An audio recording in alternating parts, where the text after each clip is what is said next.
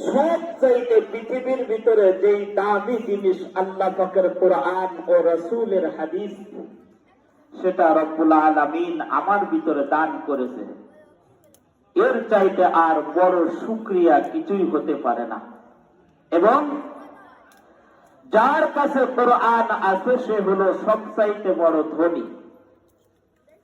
যার কাছে কোরআন নাই তার চোখ থেকেও কোনো মূল্য নাই। কি বলেন, আছে নাকি?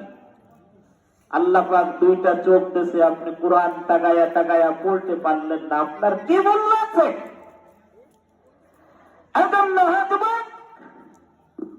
তোমার এ মাহফিল প্রতিদিন কপালে জুটবে না। এটা উলামাদের মজলিস। আল্লামা হাসান বসরি রাহমাতুল্লাহি আলাইহি বলেন, দুইটা জায়গার ভিতরে গেলে আমলের ব্যাটারি চার্জ হয়, আমলের জজবা পয়দা হয়। সেটা হলো, একটা হলো উলামাদের মজলিস আর একটা হলো কোরআনের মজলিস। এজন্য তুমি প্রতিদিন কোরআনের মজলিস পাবা না।